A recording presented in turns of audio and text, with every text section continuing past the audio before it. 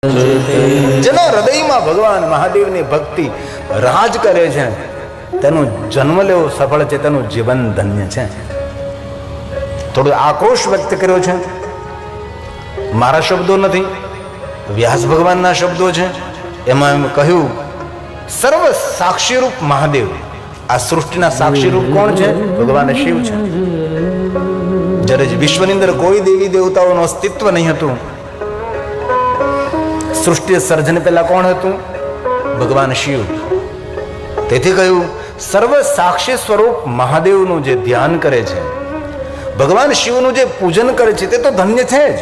પણ એવું કહ્યું, કોણ શિવનું ધ્યાન નથી કરતા, કોણ મહાદેવનું અર્ચન નથી કરતા, કોણ મહાદેવનું પૂજન નથી કરતા? તો કહ્યું, મૂર્ખ કુર્વંતી. જે મૂર્ખ માણસો છે ભગવાન શિવનું ધ્યાન નથી કરતા, મૂર્ખ માણસો ભગવાન શિવનું અર્ચન નથી કરતા, મૂર્ખ માણસો શિવજીનું સ્મરણ નથી કરતા. અને જે કોઈ શિવનું સ્મરણ નથી કરતા તેની કોઈ દી ગતિ નથી થતી, એમની કોઈ દી સદગતિ નથી થતી.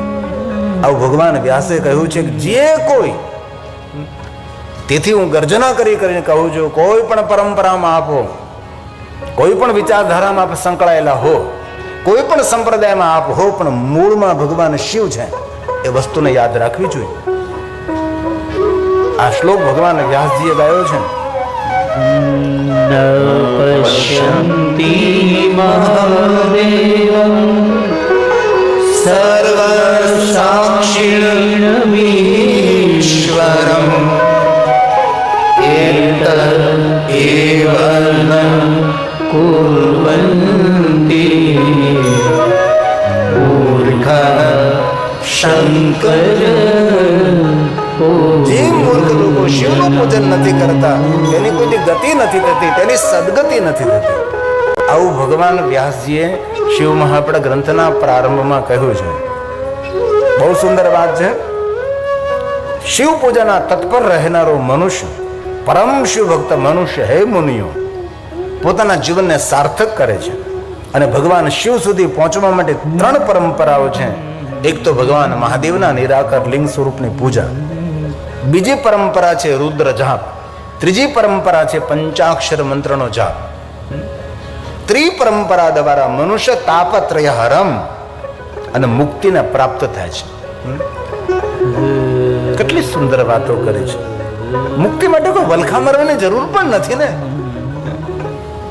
જે માણસ મુક્તિની ઈચ્છા ધરાવતો હોય તેના માટે રુદ્ર જાપ કરો, પંચાક્ષર મંત્રનો જાપ કરો, અથવા નિરાકાર ભગવાન મહાદેવના લિંગ સ્વરૂપની પૂજા કરો, અર્ચન કરો. એ જીવાત્મા બિન પ્રયાસ મુક્ત બને છે. આવું ભગવાન મહર્ષિ વેદવ્યાસજી કહે છે. અને શિવ મહાપડા ગ્રંથમાં લૌકિક કથાઓ જો જ નહીં વાત, જે આપણી સાંસારિક કથાઓ છે. હમણાં આમજામાં કથા હતી તો બહુ દ્રષ્ટાંતકમય કથા કહી, ભાવાત્મક કથાઓ, સાંસારિક બધા દ્રષ્ટાંતોથી માણસો રડે, શ્રોતાઓ રડી પડે, ધ્રુસકે રડી પડે. તો શ્રોતાઓ શું કહ્યું ખબર? આમજામાં બહુ સરસ કથા, બહુ સરસ કથા. મેં કહ્યું એ કથા નહીં હતી, કથણી હતી. સાસુઓના દ્રષ્ટાંતો કોઈ કથા છે? બાપ દીકરાના દ્રષ્ટાંતો કોઈ કથા છે? ભાઈ ભાઈના દ્રષ્ટાંતો કોઈ કથા છે? જે લૌકિક વાતો કરી એ કથા છે? હેદુને કથા ન કહેવાય, તેને કથણી કહેવાય. અને લોકોને કથણી વાલી લાગે છે. કથામાં પ્રેમ રાખનારા તો શ્રોતાઓ કોઈ હોય છે, જેને પ્રભુની કથાનું શ્રવણ કરવું હોય છે. લોકોને એવું ગમે છે, લૌકિક વાતો ગમે છે, લોક સાહિત્ય જરૂર છે. મારે તો તમને શિવ મહાપડા ગ્રંથની ગહન વાતો સમજાવવાની છે, સંભળાવવાની છે. એવું મનમાં ધારી નથી આવ્યું કે ગામડાના માણસો છે ન સમજી શકે. ગામડાનો માણસ જે સમજી શકે ને એવું શહેરમાં રહેનારો માણસ પણ સમજી ન શકે. ગામડાના માણસો પાસે કોઠા હોવું જોઈએ છે. ભલે યુનિવર્સિટીમાં ભણ્યો ન હોય, પણ એની કોઠા હોવું જ, એની દીર્ઘ દ્રષ્ટિ, તેની દિવ્ય દ્રષ્ટિ એ અલૌકિક હોય છે. પણ બહુ હૃદયથી પ્રાર્થના, ધ્યાન આપજો. મુક્તિદમ મુક્તિદમ તત્રયં પ્રભુર મનુષ્ય શિવ. હે મહાત્માઓ, પહેલો માર્ગ લિંગાર્ચનમ રુદ્રજમ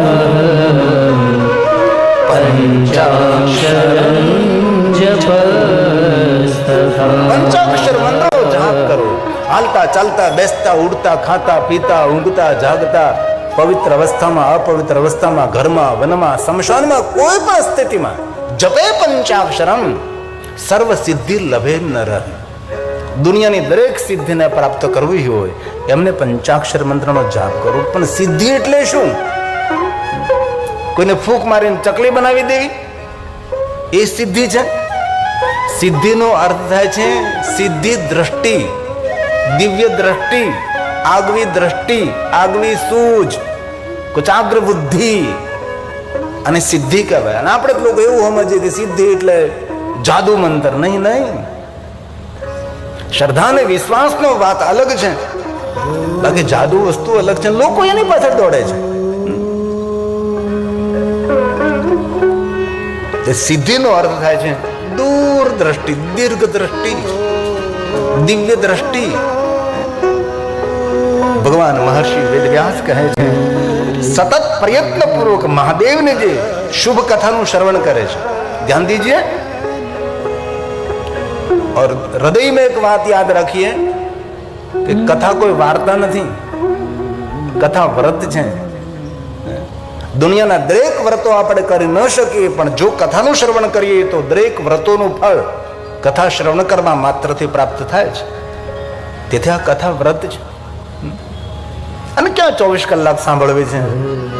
સદગુરુદેવ શ્રી જનકસિંહ સાહેબે 9 દિવસને રોજ અમે 3 કલાક, 3 કલાકમાં તો આપણે અડધો કલાક તો મોડા આવીએ. એ તો આપણો સમય ગયો છે. અને સમય હાથમાંથી સરી જશે પછી હાથમાં ફક્ત પસ્તાવો રહેશે. તેથી એટલું મોટું આયોજન કર્યું છે. સમય પર કથામાં પધારીએ આપણે. અને મેં કાલે પણ કહ્યું હતું સમય અનુસાર અહીંયા પધારીશ. 3 વાગ્યા પહેલા મારે આવવાનું, પણ રાઈટ 3 વાગે હું વ્યાસપીઠ ઉપર હતો. આજ મારે થોડા મહેમાન આવ્યા એટલે થોડુંક એમની સાથે મારે વાર્તાલાપ કરવો પડ્યો. આપની પાસે પણ હું આગ્રહ રાખું છું કે આપ સમય પર ભગવાન મહાદેવની કથાનું શ્રવણ કરવા પધારો. ભલે પહેલા નથી કહેતો, પણ 9 દિવસ કથાનું શ્રવણ કરો. કથા કલ્પ વૃક્ષ છે, કથા કામ ધેનુ છે. ચરિત્રમ દેવ દિવસ્ય મહાદેવસ્ય અપારમ પરમોદારમ ચતુર્વર્ગસ્ય સાધનમ. ધર્મ અર્થ કામ મોક્ષ માગવા ન પડે, આપોઆપ કથા આપે છે.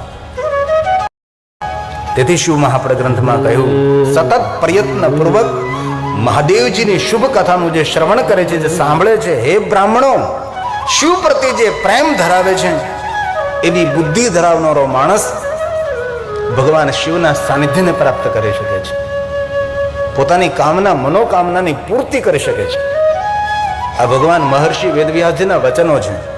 શ્લોક એટલા માટે હું બોલું છું, હું કોઈ કાલ્પનિક વાત તમને નથી કહેવા માંગતો.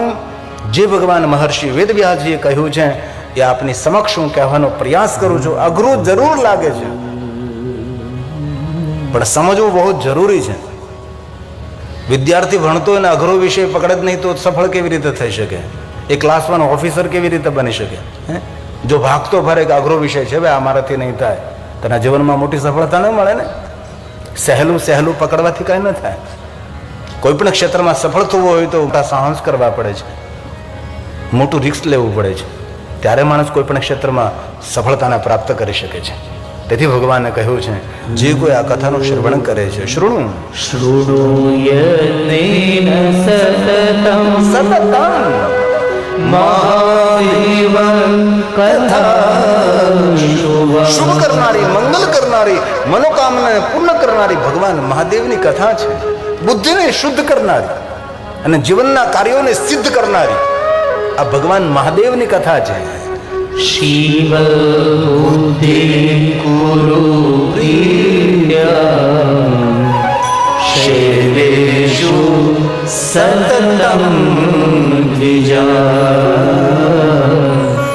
શૈલેષુ સતતમ દ્વિજા.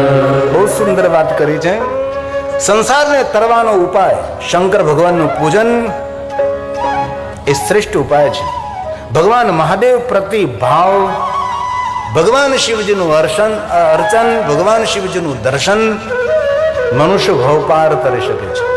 સંસાર તરણો પાર. સાગરને તરવા માટે તો મોટા મોટા જહાજો હોય છે, 7 સમંદર તમે તરી શકો છો, પણ મોટામાં મોટો જો સમંદર હોય તો જીવન સમંદર છે. તો સંસાર સાગરમાંથી જેને તરવું હોય તેના માટે આ ઉપાય છે. ભગવાન શિવની કથાનું શ્રવણ કરવું, મહાદેવનું પૂજન કરવું, શિવજીનું સ્મરણ કરવું, ભગવાન શંકરજીને યાદ કરવા. ધ્યાન દીजिए.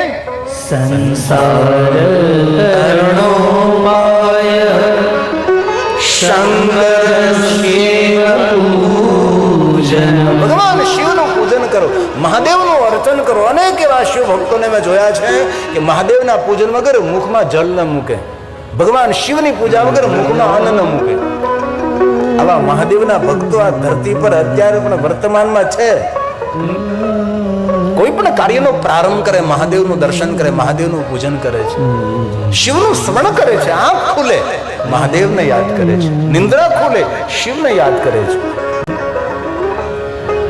જો આ શિવ કથા છે એટલે હું શિવજીનો મહિમા સમજાવીશ. અન્ય બીજી કોઈ અપેક્ષાઓ નહીં રાખતા. અને સદગુરુનું સાનિધ્ય છે. અને ભગવાન શંકર જગતગુરુ તો છે જ, અને ભગવાન શંકર તો ત્રિભુવન ગુરુ છે. દેવતાઓનો ગુરુ બૃહસ્પતિ દેવ છે, અને બૃહસ્પતિનો ગુરુ શિવ છે. તેથી આપણે સદગુરુ પરંપરાની અંદર આપણે ભગવાન મહાદેવની કથા ઉપલબ્ધ થઈ છે. તો બહુ સુંદર વાત કરી છે, જેને બહુ પાર થવું હોય તેના માટે જ. શિવ પૂજનમ શંકરમ સંસાર તરણો પાર. સંસાર તરણો પાય. એક એક શ્લોક મહાદેવનું આરાધન છે. એક એક શ્લોક આપણને પુણ્ય આપે છે. એક એક શ્લોક પાપમાંથી મુક્ત કરે એમ નહીં, એ ખોટી વાત છે.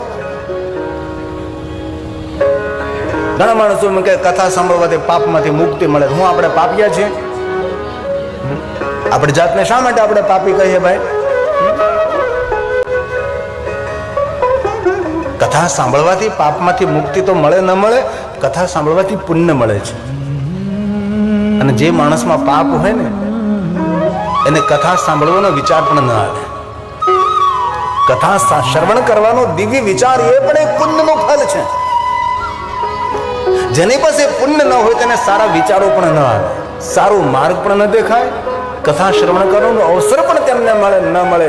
જેની પાસે પુણ્ય નથી, જે કાંઈ આપણે અત્યારે 3-3 કલાક બેસીએ છીએ, આપણે પુણ્યનું કોઈ ફળ છે એટલે કથાનું શ્રવણ કરી રહ્યા છે. તો ભગવાન વ્યાસ બોલે છે, સંસાર તરણો પાય શંકર શિવ પૂજન. શિવની પૂજા કરો. તતસ્ત્વં સર્વભાવેન શિવં પૂજય શંકરં. શિવં પૂજય શંકરં. કેટલી સુંદર વાત કરી છે. હવે ભગવાન વ્યાસજી ખુલાસો કરે છે. હું બંને માટે કરું છું, કહું છું, નર માટે પણ કહું છું, નારીઓ માટે પણ કહું છું. આ સ્પષ્ટતા કરી છે કે કોઈ એવું નારી એવું ન સમજે કે જે કાંઈ કહેવાય છે એ પુરુષો માટે કહેવાય છે.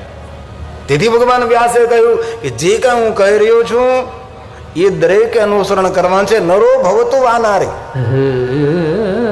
નર હોય કે નારી હોય, સૌને માટે હું કહું છું, કોઈ એક જાતિ માટે નથી કહેતો. આ ભગવાન વ્યાસજીએ સ્પષ્ટતા કરી છે.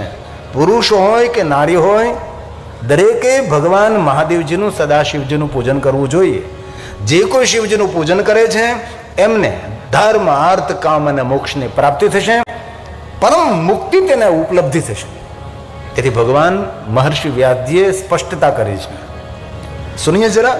નરો ભવતુ વા નારી માભ્યર્ચે સદા શિવં ધર્માર્થં ચ કામં ચ પ્રાપ્ય મુક્તિં ચ વિંદતિ. પ્રાપ્ય મુક્તિં ચ વિંદતિ. આ કથા પ્રયાગ તીર્થની અંદર સૂત પુરાણે ગાય છે. અને પ્રયાગ તીર્થ કોઈ સામાન્ય તીર્થ નથી, દરેક તીર્થોનો રાજા છે અને ચક્રવર્તી રાજા છે. માધવ વેણી વેણી માધવ જેના સખા છે, જેના મિત્ર છે. પ્રયાગ તીર્થની અદ્ભુત મહિમા છે. ક્યારેક અવસર મળે તો જરૂર પ્રયાગ તીર્થની યાત્રા કરવી જોઈએ.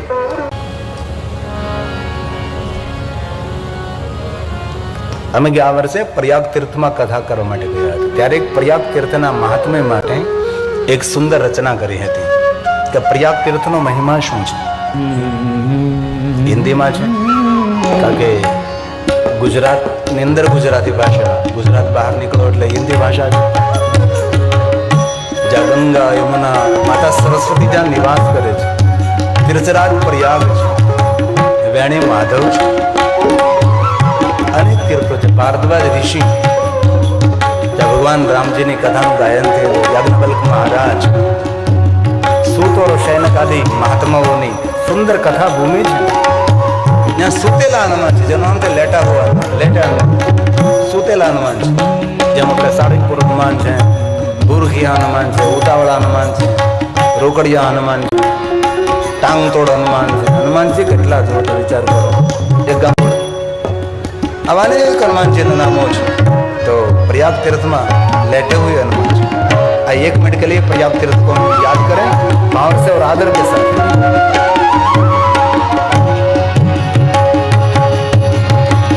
गंगा यमुना सरस्वती संगम, गंगा यमुना सरस्वती संगम, पावन तीर्थ प्रयाग, पावन तीर्थ प्रयाग. गंगा यमुना सरस्वती संगम, गंगा यमुना सरस्वती संगम, पावन तीर्थ प्रयाग, पावन तीर्थ प्रयाग.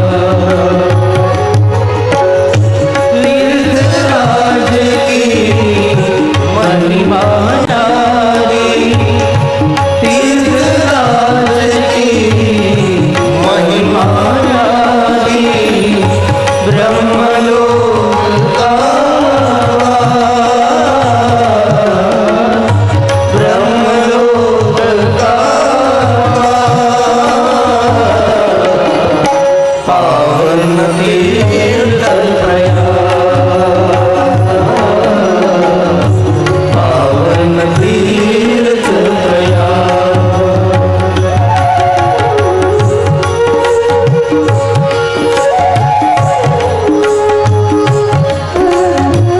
તીર્થોને યાદ કરવાથી તીર્થ યાત્રા કરવાનું ફલ પ્રાપ્ત થાય. આપણે તીર્થોને યાદ કરવા જોઈએ.